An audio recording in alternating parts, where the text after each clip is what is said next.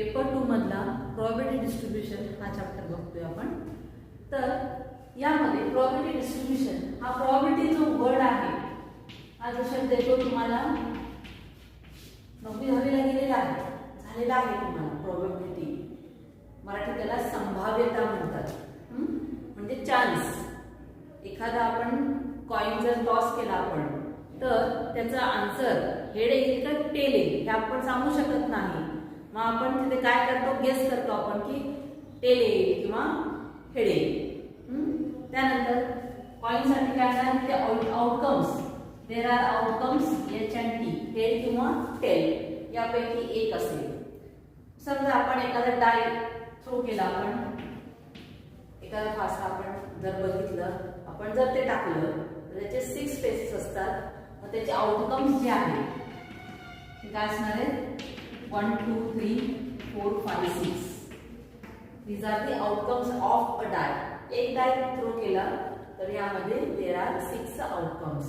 if a coin is tossed then there are 2 outcomes, head or tail. This is the sample space. This is the sample space. You know the word sample space here. Now समजा आपण एखादा coin जर toss केला आपण आणि me guess केला की मला हेडच पाहिजे. मग त्यावेळेस काय त्याची चान्स काय असेल प्रोबॅबिलिटी. तर इथे कसं काढणार आपण, चान्स काय असेल that is the event. A is the event. ते काढणार A is the event that coin tossed will get a head. मी एक इव्हेंट मानला की मला हेडच पाहिजे. मग त्याची प्रोबॅबिलिटी काय, मग एक हेडच पाहिजे तर किती प्रोबॅबिलिटी, त्याची चान्सेस किती असणार आहेत ह्यामध्ये. तर ए मध्ये किती चान्स असेल, एकच चान्स असेल. बरोबर आहे. एक कॉइन टॉस केला त्यामध्ये हेड येण्याचा चान्स एकच असणार आहे, म्हणजे ए मध्ये एकच असेल. आता probability of that function, probability of this event A is, the definition is, it is n of A upon n of S. We know this definition, we have seen this. Now here A means there are only one values, so n of A is equal to 1. And S has 2 elements, so n of S is equal to 2. So probability of A means it is n of A upon n of S means it is 1 upon 2. This is the probability of getting a head when one coin is tossed. This is the probability of getting head when one coin is tossed. Like this we can find all the values when 2 coins are tossed, when 3 coins are tossed, or when 1 die is thrown, when 2 dice are thrown. That all examples we will see this in probability distribution chapter. This is important definition for probability. Probability of A is n of A upon n of S. We have seen this all. In this chapter we will see first that is the definition as random variable of definition of random variable.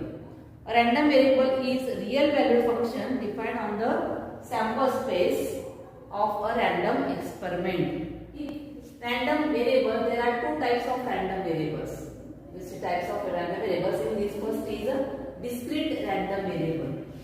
Now discrete random variable means a random variable is said to be discrete if the number of possible values is finite or countably infinite. म्हणजे यामध्ये event जे असेल ते काय असेल, finite number of elements असतील त्यामध्ये, और काउंटेबली इनफायनाइट. समजा मी 2 डाइस थ्रो केला किंवा 3 डाइस थ्रो केला तर काय ना ते काउंटेबली फायनाइट झाले. म्हणजे तो जो सेट आहे तो फायनाइट सेट असेल. म्हणजे 1 2 3 4 5 6 असे एलिमेंट्स जे असतील यामध्ये एंड असेल असं नाहीये. This is infinite set, this is finite set. Discrete random variable म्हणजे ज्यामध्ये ज्या रॅन्डम व्हेरिएबलचे जे व्हॅल्यूज आहेत ते कसे असतील, डिस्क्रीट फायनाइट असतील. त्याला discrete random variable, short form is DRV. Discrete random variable means, for example, number of children in a family. आपण काय काउंट करू शकतो आपण नंबर ऑफ चिल्ड्रन 2 3 4 5 6 काय असेल ते इन्फायनाइट तर नसणार आहे त्यामध्ये, म्हणून ते जे व्हॅल्यूज ते काय असेल यामध्ये डिस्क्रीट मध्ये. त्यानंतर number of patients in a hospital. Number of patients in a hospital आपण काउंट करू शकतो आपण की पेशंट्स किती आहेत. समजा 1000 जरी असले तरी आपण काउंट करू शकतो तिथे countably infinite. This is called as discrete random variable. Continuous random variable. The definition is a random variable is said to be continuous random variable if possible values of this random variable form an interval of real numbers.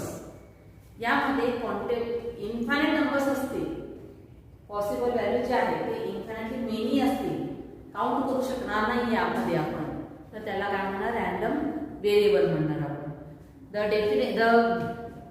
For example it is height of trees in a forest. आता forest जंगलमध्ये कितीतरी trees असतात, कितीतरी झाडं असतील, त्यांचे heights आपण मोजू शकत नाही आपण. Weights of students in a class or speed of vehicle. असे जे एक्झाम्पल आहेत ते सगळे कसे यामध्ये येतील continuous random variable.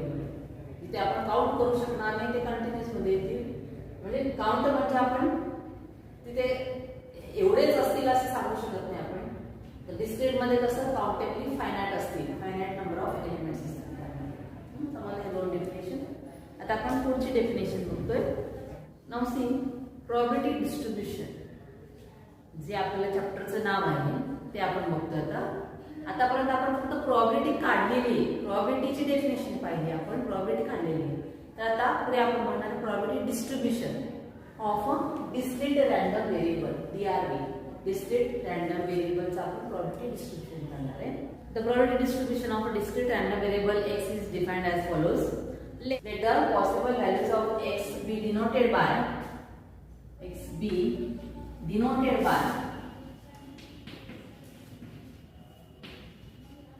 x1, x2, x3 and their corresponding probabilities and the corresponding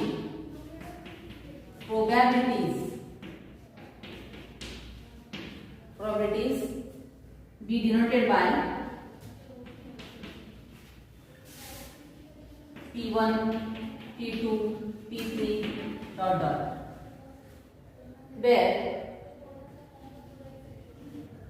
Pi means it is probability of x is equal to xi for I is equal to 1, 2, 3 So here probability distribution means x चे values असतील आणि probability असेल. x1, x2, x3 असे variables असतील, त्याचे प्रोबॅबिलिटीज P1, P2, P3 असतील. त्याला काय म्हणणार आपण प्रोबॅबिलिटी डिस्ट्रीब्युशन म्हणतो. x चे व्हॅल्यूज 1, 2, 3, 4 असतील आणि त्याची प्रोबॅबिलिटी समजा 1/2, 1/3 असे असतील दिलेले, तर हा जो टेबल तयार करतो आपण this indicates the probability distribution of discrete random variable. Now next definition is probability mass function. It is important. त्याला शॉर्ट फॉर्म मध्ये PMF म्हणतात. याच्यावरून आपल्याला पुढे एक्झाम्पल याच्यावरच आहे जास्त करून.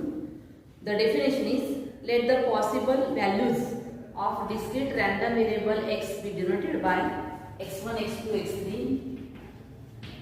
x चे पॉसिबल व्हॅल्यूज धरले आपण x1, x2, x3 with corresponding probabilities P1, P2, P3.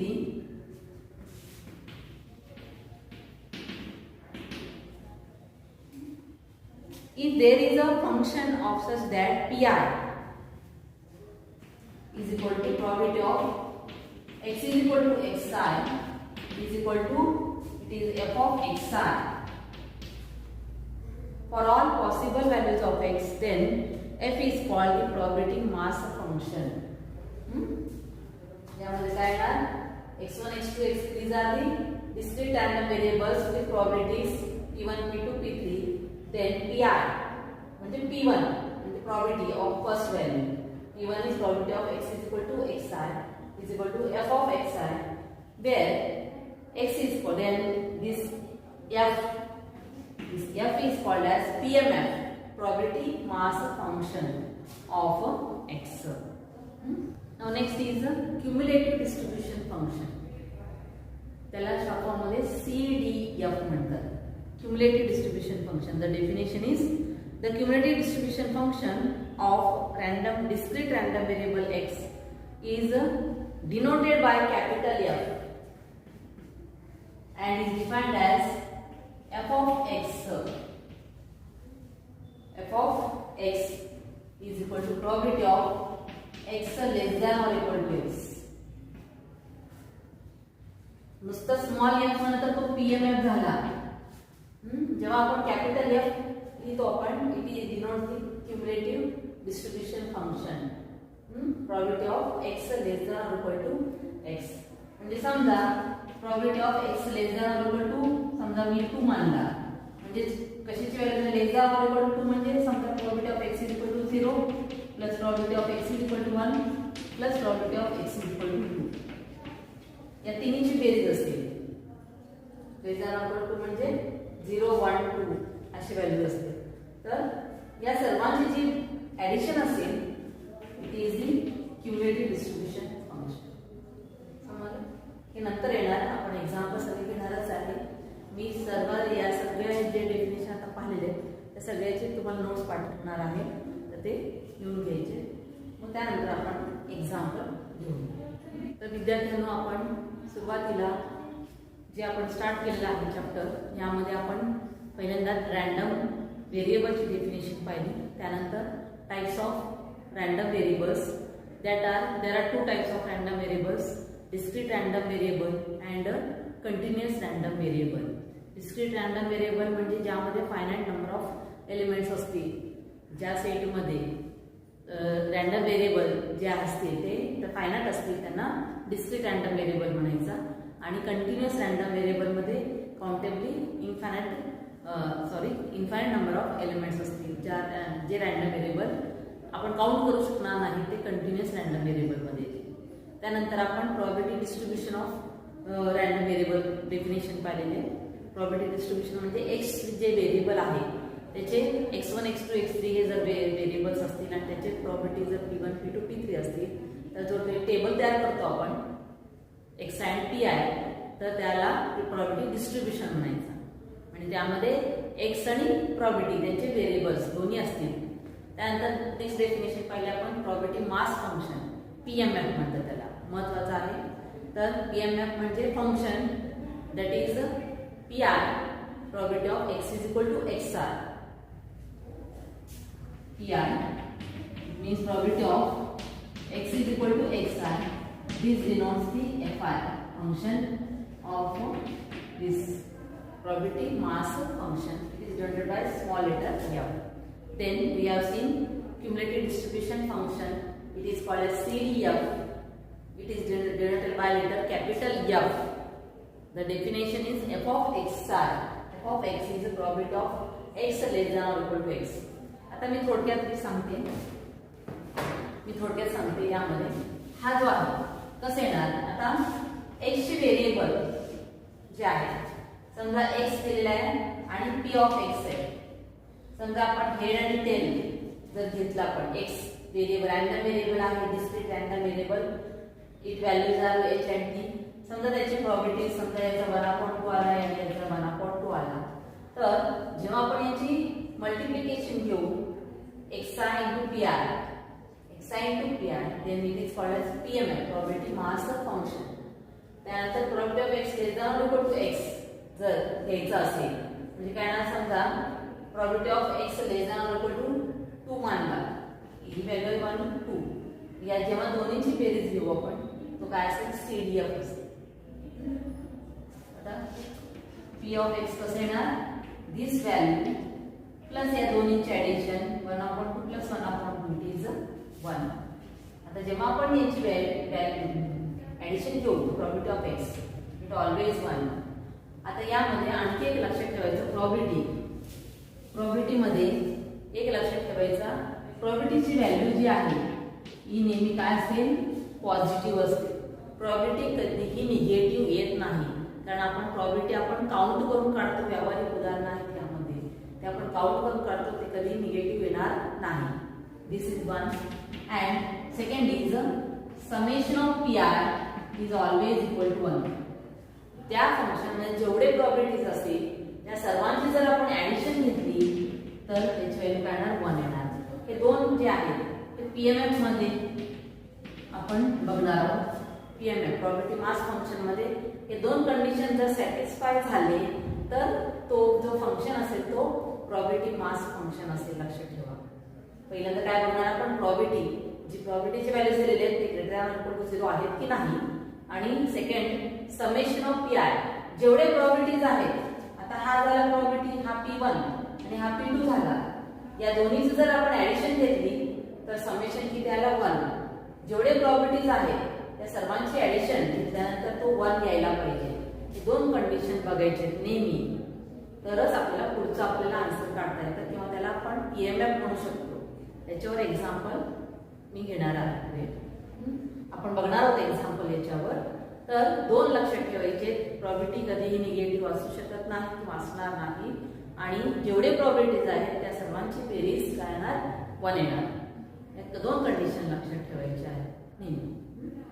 आता समजलं असेल तुम्हाला, हे सगळे डेफिनेशन सगळे एक्सप्लेन सांगितलेले आहेत. तर तुम्ही पुन्हा लिहून घ्यायचे आहेत वहीमध्ये, मी नोट्स पाठवणार आहे. पुढचे नेक्स्ट आपण एक्झाम्पल